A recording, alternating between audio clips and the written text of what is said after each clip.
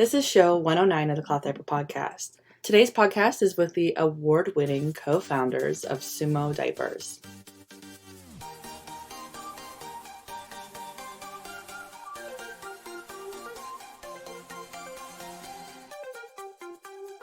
One of the hardest things as a podcaster is getting it with chest congestion and COVID. And as you know, I had COVID earlier this month and I do not have my voice back. I still have quite a heavy cough and I've been struggling. So I apologize for some of that. Today, we are kind of messing up the whole schedule for the summer and jumping right into a show with Sumo Diapers. Now, Sumo Diapers made headlines a couple of years ago because the co-founder won a Dyson Invention Award. And we're going to talk a little bit about that and go into the details of this product. But this is really going to be a show where we're talking about innovation and textiles and what kind of goes into this game of diapering innovation and textile design. And I think I learned a lot during this conversation.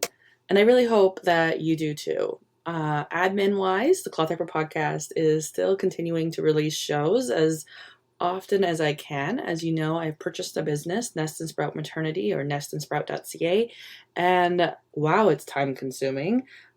Shout out to all of the retailers in our space for the work that they do in maintaining websites, accepting stock, negotiating with vendors. It is exhausting. And I know we've chatted with retailers on the past about their kind of experience, and I never quite understood what they were talking about until now. So I've been going through those motions. I have so many shows that I want to edit. I just also have been waiting for my voice to get better, but my voice has never gotten better. So here we are. If this is your first time listening to the Cloth Diaper Podcast, hello, my name is Bailey. I am the host, and for the last 4 years and 109 episodes, 110 episodes, we've been talking about cloth diapering with parents, brands, and retailers. We do a little bit of a mixed show here where sometimes we go into the innovation of things, and sometimes we just talk to a parent about why they decided to cloth diaper, the challenges they overcame, and sometimes we talk to brands or we talk to retailers about all sorts of different topics. So every episode is a little bit different. Every episode comes with a new flair. I do try to do show notes, but to be honest, I am so far behind on my show notes. You can find information at clothdiaperpodcast.com, including a lot of my how to wash diapers, recommendations. I have a quiz. I have lots of quizzes over on there about finding the right diaper for you, finding the right potty training pant for you, finding all of these things. These are things that I look into and I connect with brands from around the world and kind of analyze them and give you an idea and a suggestion. So the clothdiaperpodcast.com is a great resource. And as always, you can find me on social media, TikTok, Instagram, and Facebook. But let's just go into the show, and I need to take a break from talking.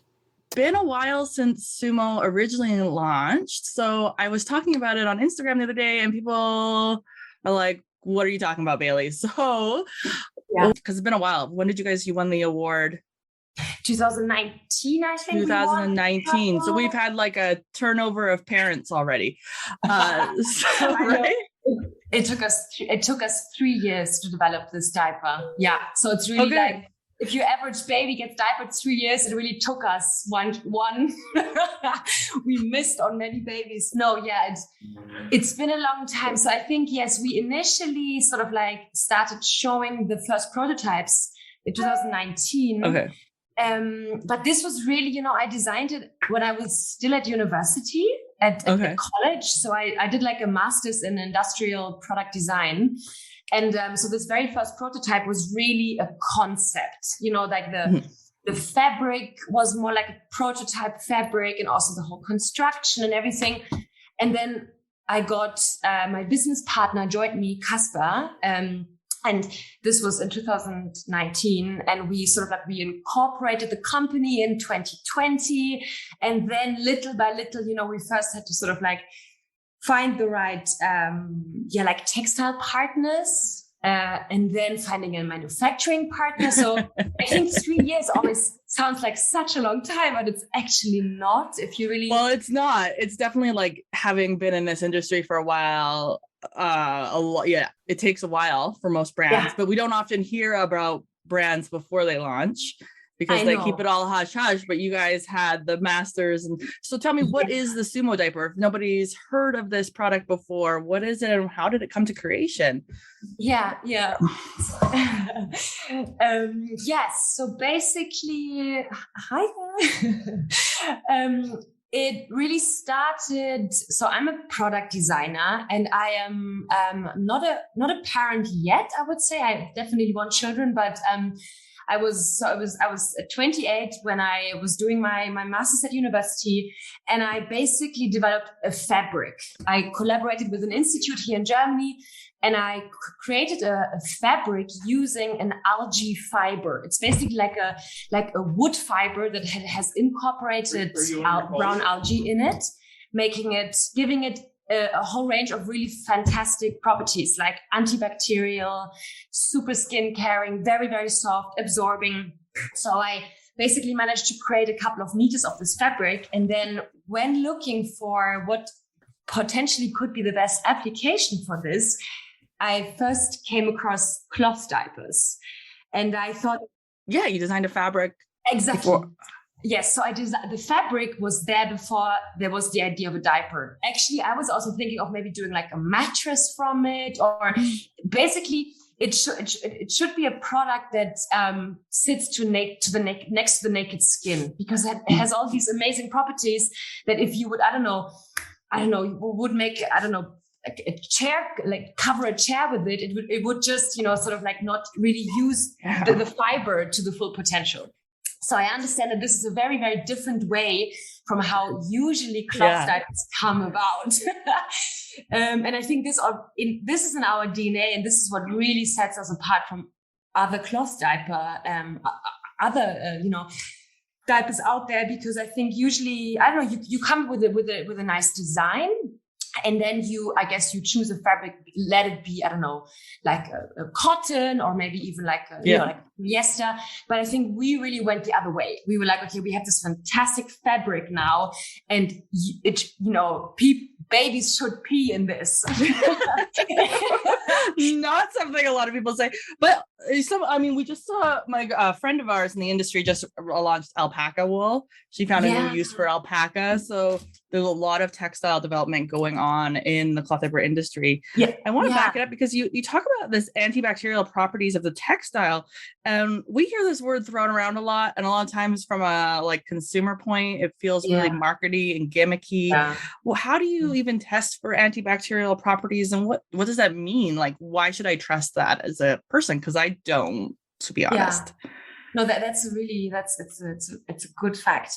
Basically, so it is certified. So we have the certifications, and it's basically the way that you make cellulose fibers. It's that you chop up wood and then you dissolve it, and this process is called it's called a lyocell process. It's also, this maybe you probably know, it's a very environmentally friendly process.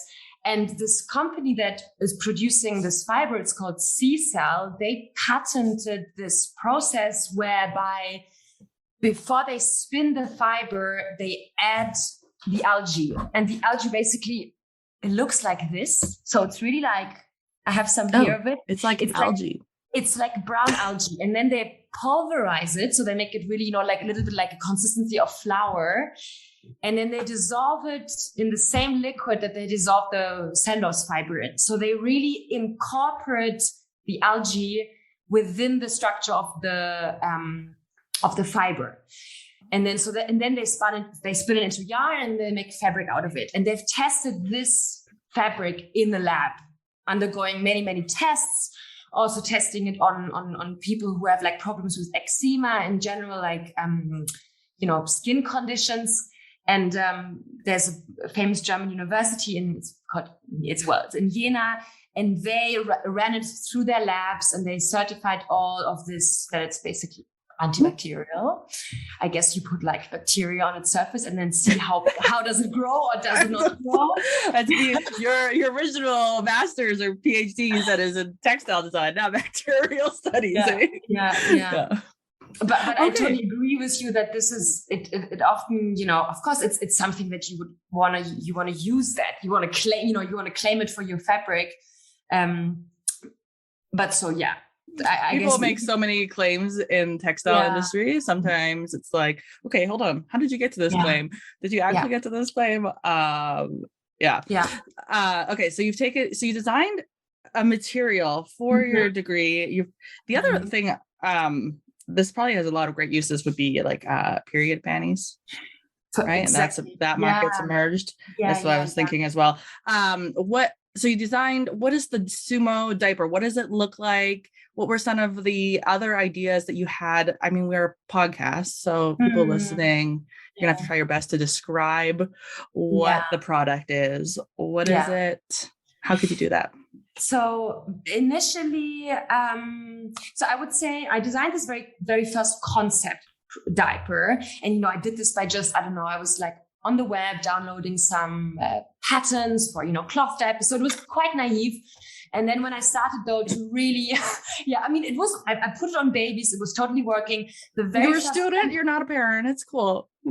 Exactly. I mean, don't get me wrong. I think as a designer, you learn to be very empathetic, and you never design anything in a vacuum. I reached out to parents. I interviewed them about, diapering habits. I put the diaper on babies, tested it. So yes, I think sometimes a level of naivety is actually quite helpful in a process, because you are not scared. You just think, oh, well, I'm just going to try it. So, but of course you need to do your research. You can't just, present a diaper without ever having it being tested. I think as a designer, you naturally learn how do you design for other people and their needs. So I think I would say that it's okay, that I'm not. Oh no, it's fantastic. And something I'm really loving. Some of the newest products in our industry people have taken the time to do the research and development, because for a lot of brands in our industry, from my perspective, they'll create a product that works for them and their babies, and then they'll try to put it to market instead of taking some time to evaluate a greater community need or a greater industry need. And how can we do that? So when we have outsiders coming into our industry, I think it's so beneficial per se. Because you provide a new perspective, and you can think about things in a different way, which only helps the potential for cloth diapering in the future. So it's a tie nappy. Exactly. So that was the initial again, from a very naive standpoint, I wanted to create a diaper that's as plastic free as possible. So I initially was, I'm not going to use any Velcro. And the very first prototype also did not have any snap buttons. It was really a tie-on diaper. I got inspired by these designer wool, tie-on diapers. So I ordered a pair of that, and I tried it on, and I also, from an aesthetic point of view, I really like this idea. And then I thought, okay, maybe yes, initially it is maybe a little bit of more work for the parent to put it on. But I guess at the end of the day, maybe it is a little bit like tying your shoelaces. So I tested it, I tried it. Of course, I still think that a Velcro diaper is potentially easier to put on. But I did get a lot of good feedback from parents that you can, with the tie-on diaper, it's quite a flexible, the width of the diaper is quite flexibly. You can put it on a very chubby baby, on a very tiny baby, and it works on all. It caters. It's a little adaptable. It's customizable. Exactly. The fit really works. This quest for the plastic-free diaper has been such a struggle in the industry, and usually people will cave. Velcro, they'll cave to snaps, because there's not a lot of options, if not any, besides going with a tie. I talked about this other diaper. She went with custom brass snaps, but that was expensive, hugely expensive. So so few choices to escape plastic, which is kind of scary as well. Yeah, I agree. I mean, also in the end, now we went through a lot of different testing phases. The two first ones didn't have any snap buttons, and then especially, I think we did a couple of testing rounds already last year in spring, summer, where parents also wanted to have their baby just run around the garden, just wearing a sumo.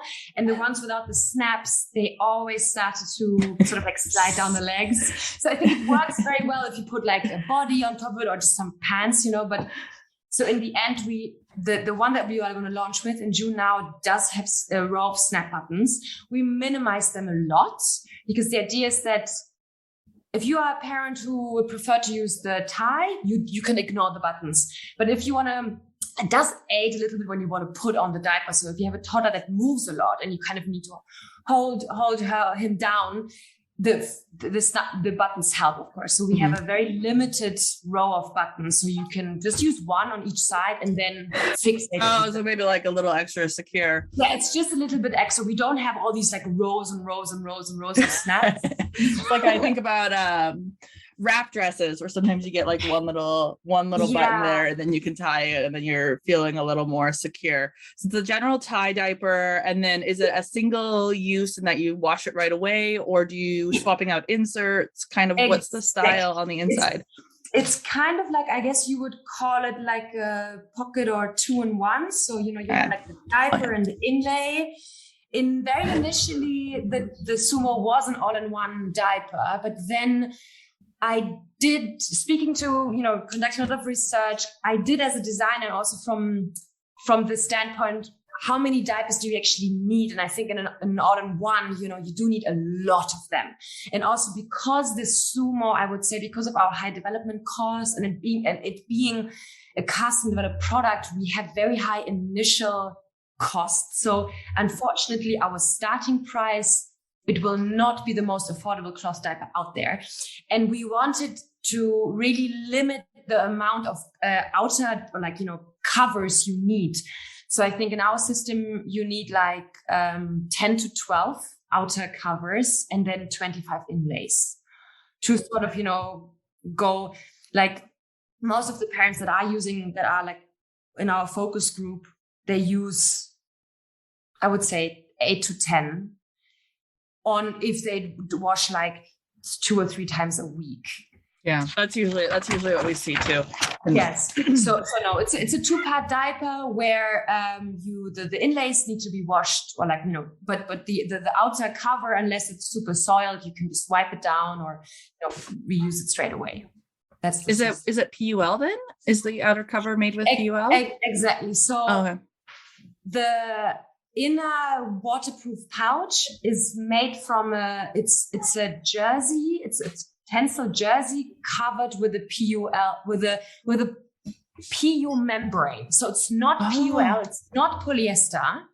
It's basically a material we were very afraid that we would also have to custom develop that, because this is a pain in the ass to custom develop.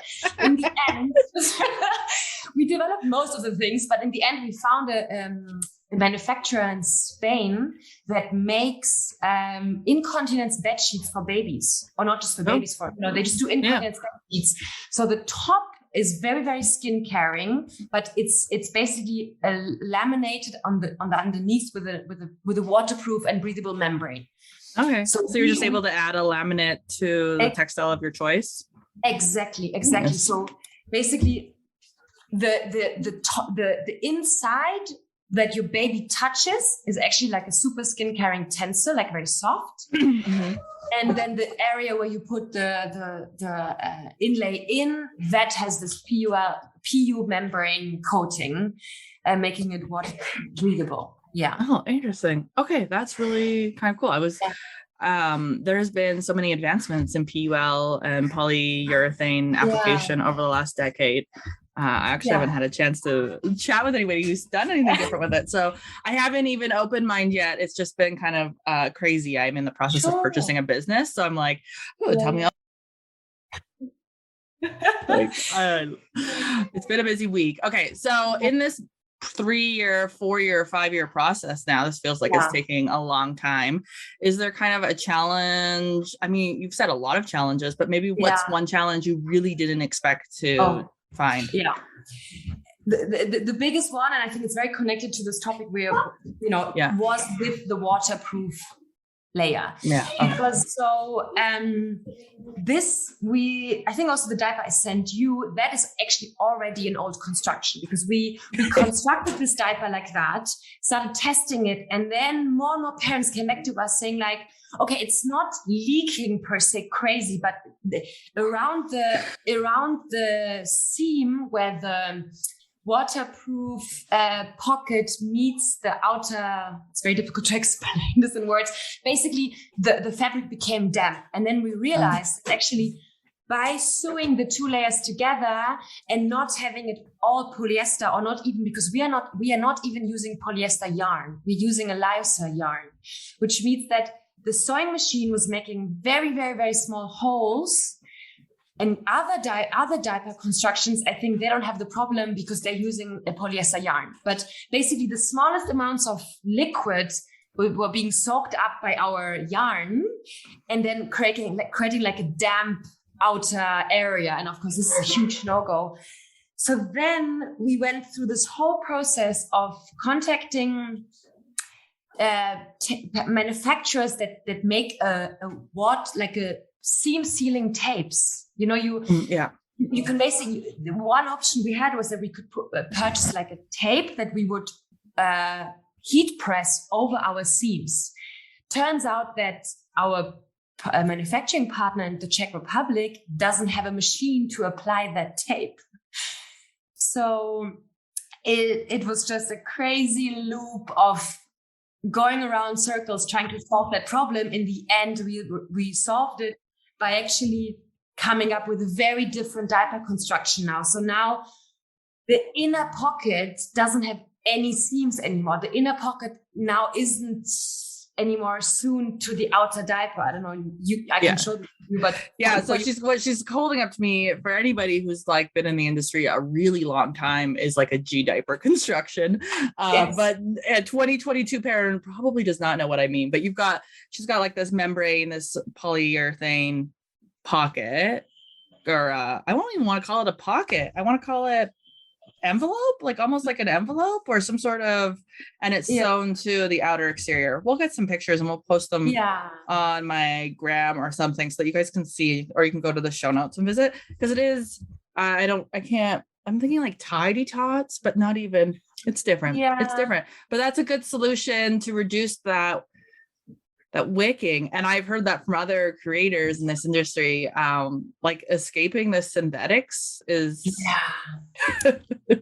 so in the end, we went back to the drawing board and really rethought the initial construction, which thankfully we did. I have this fantastic pattern maker that I work here in Berlin with, and it really, the problem gave her sleepless nights.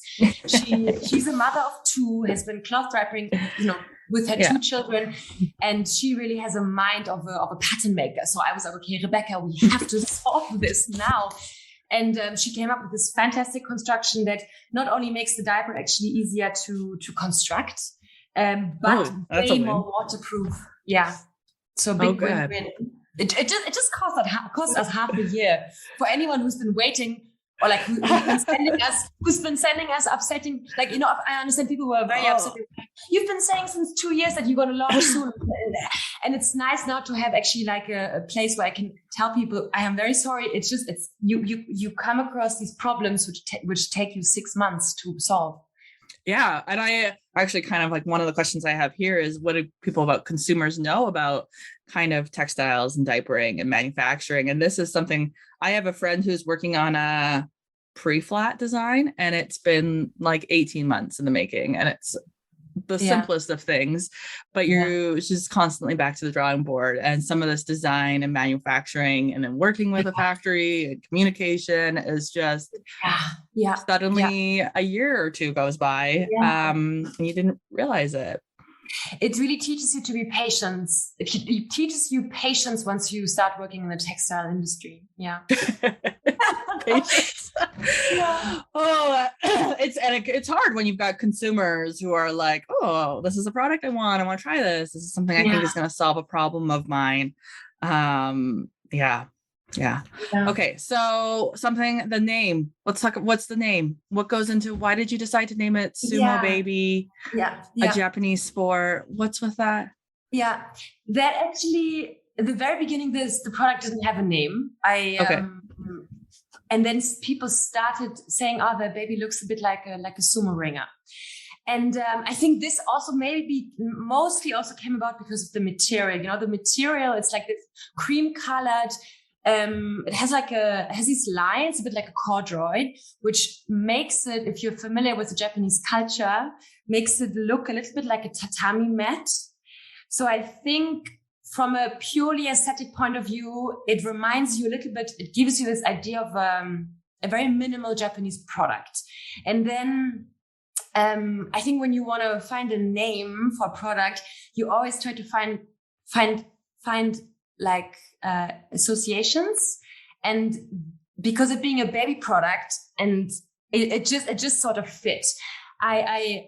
I'm thinking, I think you asked me these questions because I have received in the past some emails from parents or from people who think that, why sort of like borrow something from Japanese culture? Yeah, that's kind of like some of the questions I've been getting in my DMs. People are like, is this cultural appropriation show? A bunch of white people naming a diaper. And so there's a little bit of concern and would be curious about your response to that. We are aware of that. And finally, we actually have a big community of Japanese customers, like people from the industry who contacted us, and we've been featured on a lot of Japanese blogs. And when I first started to get some emails from people who were a little bit concerned about the name, I started to reach out to to friends I've made in the past who are from Japan, people who run like baby shops in Japan. And I asked them very directly, I was like, do you have a problem with this name? Does it offend you in any way? And funnily enough, most of the responses I got were very, very positive. And I also feel like what we were trying to do is almost like, it's kind of like a loving gesture.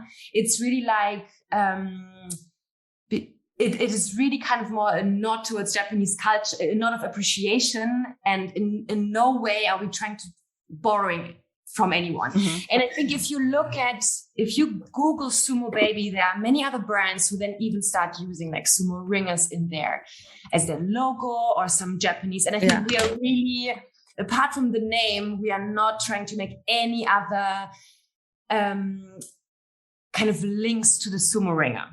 I think, Well, that's the question. I'm very, very open for people, let's engage. I'm very open to this conversation. So if people are really offended or really have a problem with it, I'm very happy to engage in I'll tell people to shoot you a message instead of me. I'm like, I'll shoot the question to her. Yeah. Okay, so we've been chatting for a while. This is really kind of interesting following. It's the textile. Like if we go back to, I know somebody was asking me what makes this diaper special. And I was like, honestly, it's been so long. I forgot, but I reached out and we're going to chat with her. So it's the textile. It's this algae-based textile that's antibacterial, absorbent, skin soothing. So are we seeing less rash wear? Are we seeing general health? What are we seeing with the skin? Is that kind of I would say so. I mean, the textile development, you both have it on the outside of the diaper. So it's the one that is like kind of touching the baby's like thighs, but also you as a parent, you are constantly handling that if you're holding your baby. So, and then the second innovation, or like the second place where we use the algae fiber, is on the inlay. So the one that, unless you are, using like a diaper liner, this is really, which sits next to the baby's skin. So it's a 100% lyocell C-cell. Lyocell C-cell. Yeah, the algae fiber is called C-cell, if you want to look it up. It's really, really, really soft. So I guess you could compare it a little bit to like a bamboo, the softness of like a bamboo inlay, but it's not so fluffy. And we basically, the inlay is where in the end also most of the development work went into, because we tested a lot of other cloth diaper inlays, and most of them I always made from, like terry material or like, absorbing ones. We actually partnered with an institute in Germany that is like a leader in cellulose fibers, and they use them for tampons and pads. So incredibly absorbing, but they have until now failed to make a version of it that you can wash. And with them, we developed so it's basically it's a non-woven pad on the inside of our inlays. And it's basically PLA, which is polylactic acid. It's a bioplastic that unfortunately right now you still need to mix it in because otherwise you wouldn't be able to put it in the washing machine. So it's PLA and cellulose fiber. And we tested this in the lab, comparing it with other like polyester, like a Zorb. I think we had like a Zorb inlay and we had some bamboo viscose. And the inlay really outperformed all of these. And the main reason is because non-wovens are so much more absorbent than woven fabrics. So not only do you have the kind of more skin-caring, softer outer fabric, but you have this quite powerful core that is 100% natural. I should have asked you this earlier. I didn't realize. I assumed that the insert would just be layers of lyocell, but here we have every sheet in this diaper has been custom designed. So our inlay, the reason why it's called UFO, because it's kind of like a flying object. It's split in half just so that it dries a bit faster. I guess you know this from maybe other constructions, but basically in each of these are 3 layers of non-woven cellulose, 3. And the top one, the one that is kind of facing, the only thing that this layer does is as soon as liquid hits it, it disperses it. Because, you have like the 40 milliliter that could hit it all at once. And the inlay can be as absorbing as it wants to be. If it doesn't actually distribute the liquid all the way along, it would never really soak it up. So, this technology, they've been working on this on like feminine hygiene pads for years. So in feminine hygiene pads, you have this. Blood would hit, the surface and it would get distributed very, very quickly. And we managed to sort of like transport that idea into the diapering world. Yeah, but it's a huge problem. I was chatting with a maker the other day that consumers aren't thinking about, and some makers aren't thinking about, but the speed of which the fabric can spread out the liquid is a huge determinant on the leak scenario. And then we get leaks, and then we get frustrated parents. And it's, I love it, Louisa. Yeah. So I think it all started kind of, we have this nice material, but I think very quickly we realized, okay, the absorbing core of this diaper is the engine. And if we don't get the engine right, the car won't drive, right? So we spent another 6 to 8 months developing this. I think we're just obsessed. Casper and me, we are just obsessed with really making it work and then testing it, because we are aware that if we launch with something that, we send you a diaper, like let's say we are going to send some diapers around the world now, and if they don't work, we have a huge problem because you won't tell your friends to buy it. No one will, so I think... No one will buy it. Okay, so, what did you go to school for your bachelor's for, like 10 years ago? Where did I do my bachelor's? What did you think you were going to be doing out of high school? I studied traditional industrial product design, which meant I was working on designing chairs and tables and I actually did a couple of consumer electronics as well. And I did this for 4 or 5 years after I graduated. I was just working on creating beautiful everyday objects. And I think I learned a lot, because I think in that kind of field, people buy products because they look beautiful. And of course they work. A chair works, but you buy it because you want to look at it and you live with it. Yeah. And then I got a little bit bored by only doing that. And of course, if you are being training as a designer nowadays means you have to work with, sustainability and creating responsible also educating people about responsible consumption is a big thing. So I think that's what really fascinated me about diapering, cloth diapering. And I, as a designer, was a little bit okay, if I have a baby next year and I want to use a cloth diaper, there aren't many good looking, beautiful things out there. And also I ordered a couple and I was like, this is a bit of a scratchy, plasticky material. So I think the initial drive came because I'm a designer and I like nice things. But really when researching the industry, I just really thought, wow, I want more people to use cloth diapering. And I want to capture them before they have babies. I want people to speak and think about diapering before you even have children, because I mean, and that's really, that's what we got to try to do. Did you ever think you'd be sitting here designing a diaper? No. I mean, nobody ever thinks we're going to get into this industry. No. And I was like, maybe she wanted to become an elementary school teacher or something, but just this process of design, and here you are, 3 textiles later in a diaper. Yeah.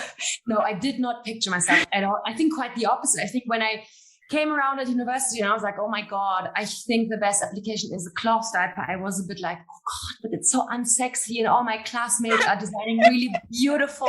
They're going to end up in all the design magazines. And I remember people were like, they were laughing at me. They were like, oh my God, you're going to do a diaper? You know, like, I mean, I was surrounded by like 26 to 28-year-old cool kids who don't think about having babies or have ever diapered a baby. So I really had to do some soul searching and was like, will I actually ever be able to maybe go back to design it? Let's say this fails. Can I actually ever go back to maybe doing a light again or a chair or whatever? And, but what really, I think this, seeing that there hasn't really been like, I mean, of course, don't get me wrong. There are many, many, many beautiful, innovative cloth diapers out there. And I'm only discovering them now. I think this is also when I was like, honestly, like since you first emerged in 2019 to 2022, huge growth in our industry. So like, it's always changing. I mean, but you did get, and then you won the 2019 Dyson Innovative, what was that award? So you got featured. Like, the complete opposite happened. I had such a good feedback. And then I realized while I was designing a diaper and I was showing it around to my, designer friends, they were all like, wow, this looks so beautiful, Louisa. I'm really, this is really, really nice. You are getting people to look at diapers that don't have babies. And I think this was initially what I wanted to do. And we managed. Yes. And we won one of the biggest design awards out there. And no diaper has ever won this award, the Red Dot. So I think I'm proud, and I'm happy to be changing the face of cloth diapering, hopefully. So what's next for you? You sound like you kind of bounce between ideas and you might be on to the next one. Where do you see yourself going? I mean, I want to stay here. We want to grow sumo. I think we have a lot of exciting ideas for potential. So our product pipeline is pretty big, of course, for finding potential investors. It always means you need to have a pretty big growth plan. We have all these products in the lineup. So I think I'm just very excited to keep on developing interesting fabrics. And now I think I love working with babies. I love working with parents. So I really want to stay in this world. And I just want to continue, designing. And there's so many opportunities. Like parents are looking for new fabrics all day, like I think 20, 30, 40 years of synthetics. Our skin is over it. Exactly. No, it's such an exciting space to be in as a consumer, as a designer, as an entrepreneur, I think it's super, very rewarding. Okay.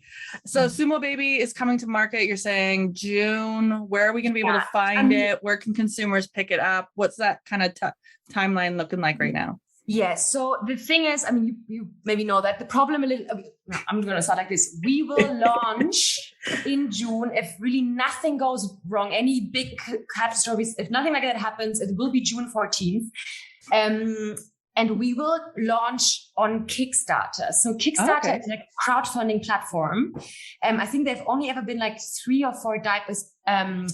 Grovia has launched, I think, the one cloth diaper. They also launched on Kickstarter because for us, it was really, really important it's a very good platform to kind of grow a community. And I think this is very important for us. So we really wanted to engage with a lot of people And because we have quite high because everything is made to scratch, basically. Yeah.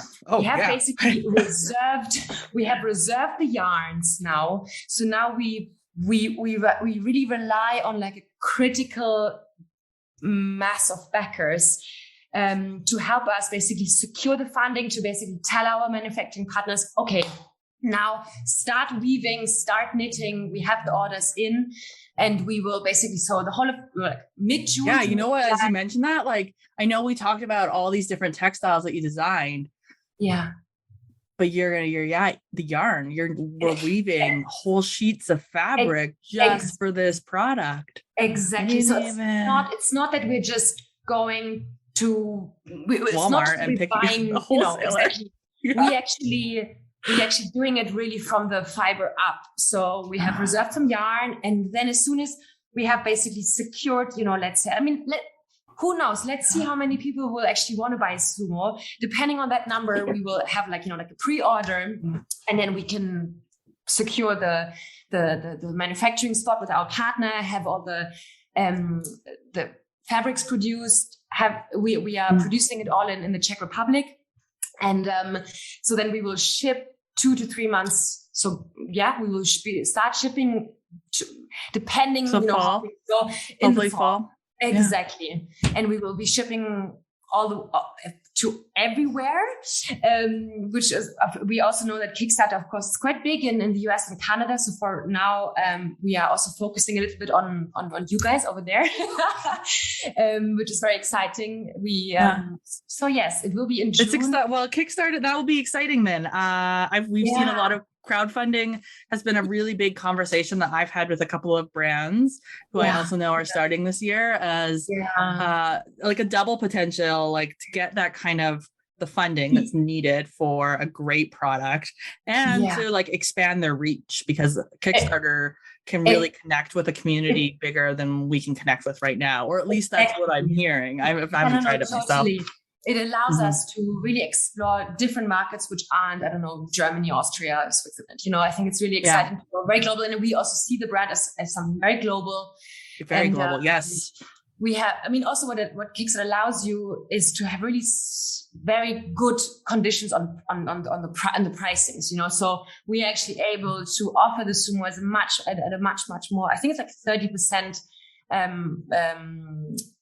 below the retail price. And also we will have some, So guys, hear that. Get it on Kickstarter before it's... I like the story of, I'm a big Kickstarter fan. I buy a lot on Kickstarter, and then I wait for like a year for it to come. I don't, but my husband is. My husband is totally into Kickstarter. He enjoys supporting entrepreneurs at that innovation level. Exactly. Where can we find, so you're going to be on there, so follow you on Instagram or Facebook? Where should people be connecting? We will as soon as we have our pre-launch, there will be I think at the beginning of June, I will be able to sort of share the pre-launch page. But if you follow us on Facebook and Instagram, you will definitely hear about it. We also have a newsletter that I think we will basically, on all channels, we will start, because also running up, we have a very exciting pre-launch campaign starting in 2 weeks. We have some very exciting giveaways. We picked our favorite baby and mama care brands, focusing on kind of European brands, because those were the easiest ones to kind of contact. And everyone was really excited. So there will be some Sumo giveaways, some Sumo tester kits that we will give away, and all these really beautiful other brands. So I finished that a little abruptly, but you can check out the Sumo Diaper company at sumodiaper.com. You can join their community. You can find them on Facebook and Instagram as Sumo Baby, and you can shout Louisa any questions that you might have or touch base on it. The Kickstarter should be starting sometime soon. This kind of early release gives you an idea, and I cannot wait to see how the Sumo Diaper works for different families. I think it's so fascinating to see textile innovation really driving a new diaper design. And what could that textile do? And what is the textile industry capable of. We have seen so much change in the conversation that the community is having around textiles on social media and in real life. And I think that this is a great opportunity for us to continue to change and grow, because you know what? Gone are the days of microfiber. Gone are the days of us assuming anything about anything. I really appreciate you joining in. I know that I could have chatted with Louisa for so much longer, but I had to run and pick up my kids. I think there is so many opportunities there for somebody else to pick up the conversation. Keep having conversations with brands and retailers. Start a podcast, introduce them to other places, because we just brushed the surface on this call. Thank you so much for listening, and I can't wait to see you online.